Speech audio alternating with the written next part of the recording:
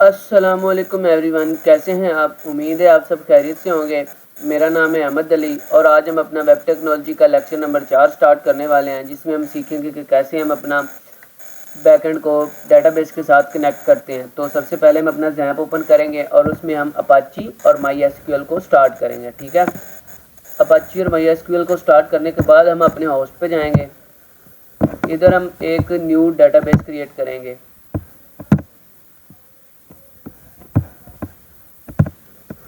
जिसका नेम होगा लाइब्रेरी। ठीक है, हम इधर लिखते हैं लाइब्रेरी। ठीक है,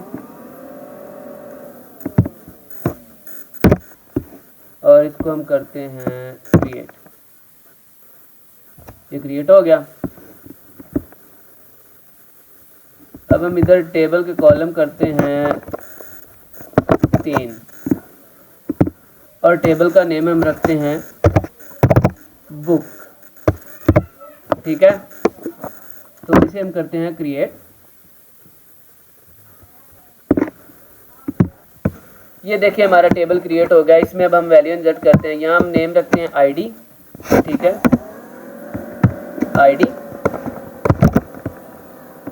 और इधर रखते हैं बुक नेम और यहाँ हम लिख देते हैं ऑथर। ठीक है, आईडी इंट है। ठीक है, और उसके बाद बुक हमने कर दिया है वॉरचार और इधर कर देते हैं हम 100। ठीक है, और ऑथर को भी हम कर देते हैं वॉरचार और इधर हम कर देते हैं 45। ठीक है, तो यहाँ पे होता है ऑटो इंक्रीमेंट का ऑप्शन, ये हम कर देते हैं ऑन और प्राइमरी की है। ठीक है, अब इसे हम कर देते हैं सेव।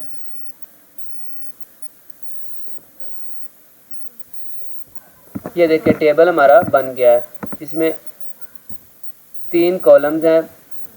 ठीक है, जिसमें लाइब्रेरी का हम इधर है, बुक किधर गया, ये आईडी, बुक नेम और ऑथर। ठीक है, अब हम चाहते हैं कि इसमें कुछ रिकॉर्ड एंटर हो जाए, तो हम इसमें रिकॉर्ड एंटर करते हैं। रिकॉर्ड एंटर करने के लिए हम जाते हैं एसक्यूएल पे। यहाँ पे हम लिखते हैं क्यूरी।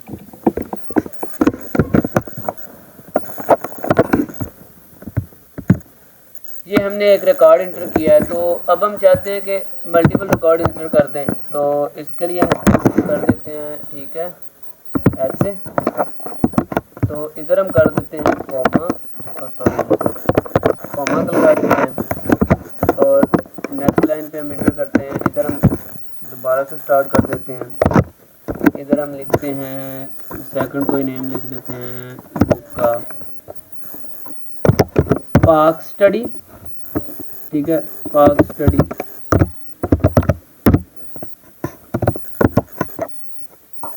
अब टीचर का नेम हम लिख देते हैं, चलो कोई भी लिख देते हैं, जमान। ठीक है, लगाए नहीं।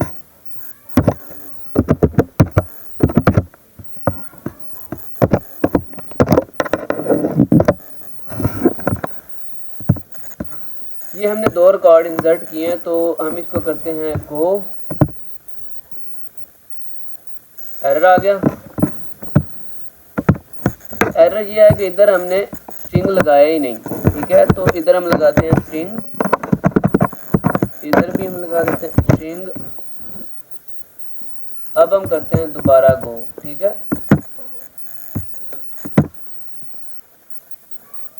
ये देखें हमारे रिकॉर्ड एंटर हो गए हैं। अब हम जाते हैं बुक में, तो ये देखिए हमारे जो 2 रिकॉर्ड थे ना, हमने इधर शो हो गए हैं। तो अब ये हमारा डेटाबेस का काम हो गया कंप्लीट। और अब हम चलते हैं अपने VS कोड की तरफ, जहाँ हम अपने बैकएंड की कोडिंग करेंगे और फिर इस डेटाबेस को उसके साथ कनेक्ट करेंगे। तो यहाँ पे हमने अपना वही फोल्डर जो वेब इंजीनियरिंग के नाम से बनाया था htdocs के अंदर, उसी को ओपन किया है और इसमें हमने एक न्यू फाइल बनाई है connect.php के नाम से। ठीक है, तो बैकएंड की कोडिंग में सबसे पहले हम अपना PHP का टैग ओपन करेंगे। ठीक है, PHP का टैग लिखेंगे, ठीक है। इसके अंदर अब हम अपनी कोडिंग करेंगे। तो ये हमने एक वेरिएबल डिक्लेयर किया $साइन के साथ, और इसके साथ एक फंक्शन होता है MySQL i कनेक्ट, जो इस DB को कनेक्ट करने के लिए यूज़ होता है। तो इसमें हम ये जो लोकल होस्ट है, ये हम लोकल होस्ट पे करेंगे कनेक्ट, तो इसका हम लिख देते हैं लोकल होस्ट, और इसका रूट होगा, और पासवर्ड डिफ़ॉल्ट इसका होता कोई नहीं। तो जो हमारी DB का नेम है वो है ये लाइब्रेरी, तो इसको हम करेंगे कनेक्ट। तो हम अब चलते हैं हमारे होस्ट के ऊपर, वहाँ देखते हैं कि कनेक्ट हुई है या नहीं।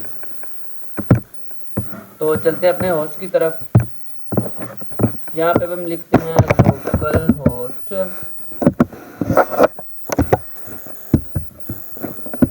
तो जो हमारी फाइल का नाम था वो हम इधर लिखते हैं कनेक्ट, ठीक है। तो इसको हम करते हैं एंटर। तो ये देखिए हमारी DB जो है ना कनेक्ट हो गई है, और यहाँ पे कोई मैसेज वगैरह शो नहीं हुआ, क्योंकि सिर्फ हमने DB को कनेक्ट किया, कोई मैसेज शो नहीं किया। अब हम चल के कोडिंग में कोई मैसेज शो करते हैं कंडीशन लगा के। ये हमने इफ की कंडीशन लगाई, उसमें हमने जो वेरिएबल डिक्लेयर किया था वो दोबारा लिखा है, और इसमें हमने इको करवा दी है कि you are DB successfully connected, ठीक है। तो अब हम चलते हैं उसकी तरफ, क्या उसमें कुछ चेंजिंग आई है।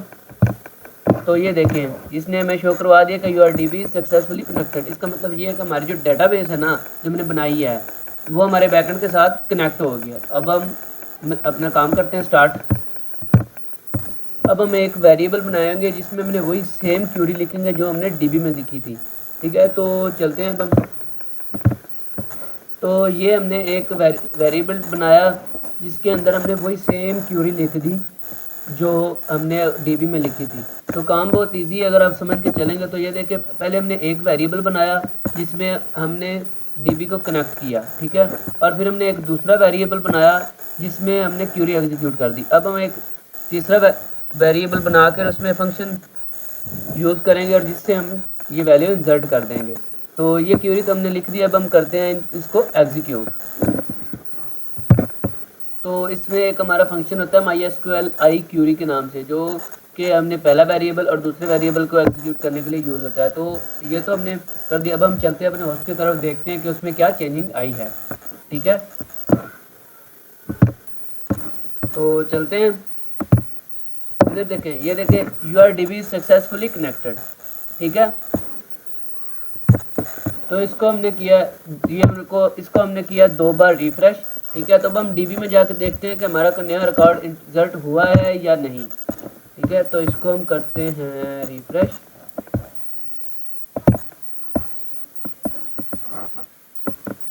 इसको हम करते हैं रिफ्रेश।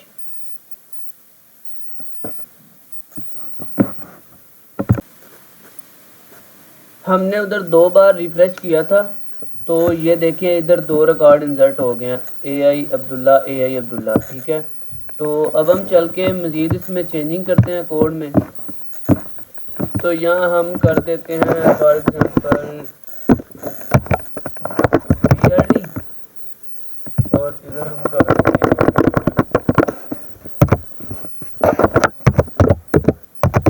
खाली, ठीक है। तो इसको हम जाके चेक करते हैं उधर, पहले इधर आकर करते हैं रिफ्रेश। अब हम जाते हैं DB में दोबारा चल के रिफ्रेश करके देखते हैं कि रिकॉर्ड इंसर्ट हुआ है या नहीं। तो ये देखें हमारा एक और रिकॉर्ड इंसर्ट हो गया DLD और खालिद के नाम से, ठीक है। तो ये हमारी ये वैल्यू इंसर्ट हो गई। अब अगर हम जाके उस पर जितनी दफ़ा रिफ्रेश करेंगे ना, हमने एक और दफ़ा रिफ्रेश कर दिया है, तो जाकर देखेंगे तो हमारी DB में एक और वैल्यू इंसर्ट हो जाएगी, ठीक है। तो ये देखें, तो जितनी दफ़ा रिफ्रेश करते जाएंगे वैल्यू इंसर्ट होती जाएगी।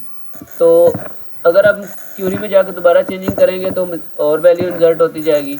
तो ये हमारी इसी तरह क्यूरी में एग्जीक्यूट होती जाएगी, जितनी दफ़ा रिफ्रेश करेंगे और वैल्यू इंसर्ट होती जाएगी।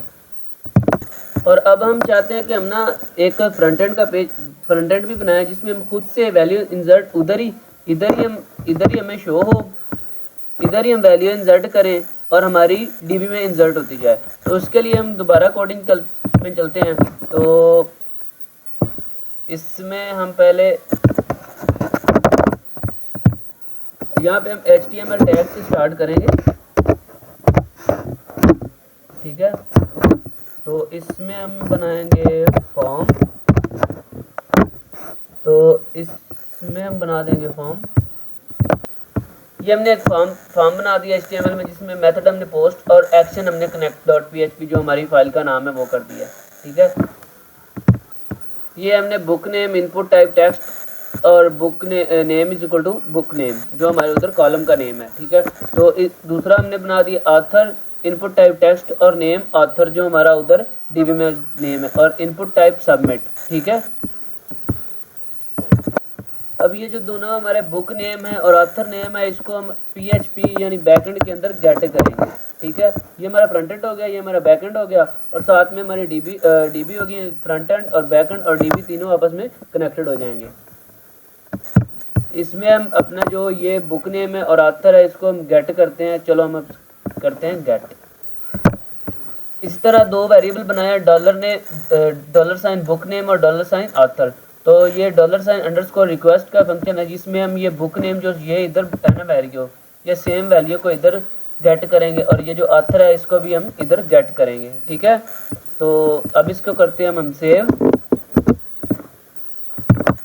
अगर हम इसे ऐसे रन करेंगे ना तो ये एक एरर देगा, क्योंकि इधर हमारी वैल्यूज जो है वो मैनुअली हैं, ठीक है। तो अब हम जो मैनुअली वैल्यूज है ना, इसको हम पहले करेंगे चेंज। ये सिंगल कोट के अंदर अब हम लगाएंगे डबल कोट, ठीक है, और उसके अंदर हम लगाएंगे डॉट डॉट, और डॉट डॉट के अंदर हम लिख देंगे ये जो हमारा है बुक नेम, ठीक है।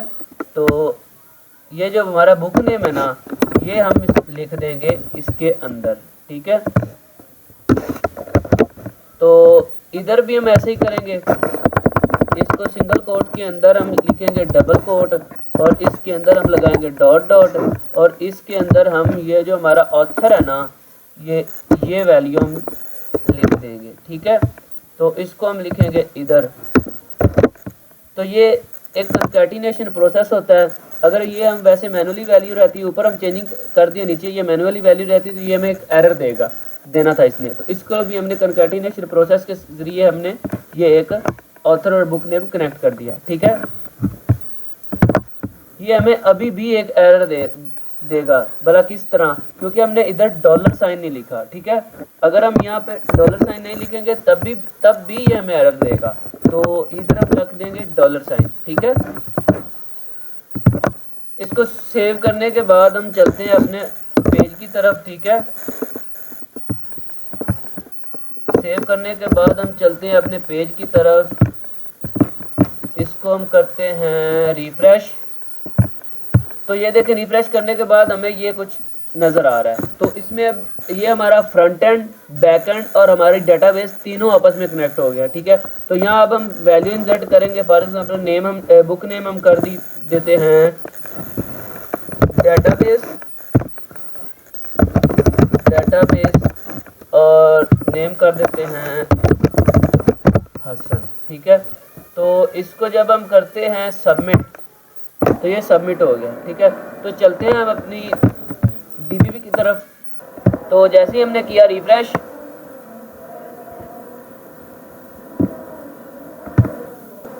तो ये देखें हमारा एक न्यू रिकॉर्ड इंसर्ट होगा, जिसमें बुक का नेम है डेटाबेस और ऑथर का नेम है हसन। तो आज की वीडियो में हमने सीखा कैसे हमने बैकएंड को अपनी डेटाबेस के साथ कनेक्ट किया, और बाद में हमने बैकएंड को अपने फ्रंट एंड के साथ कनेक्ट किया। तो आज की वीडियो में हम फ्रंट एंड, बैकएंड और डेटाबेस तीनों को हमने आपस में कनेक्ट करना सीख लिया।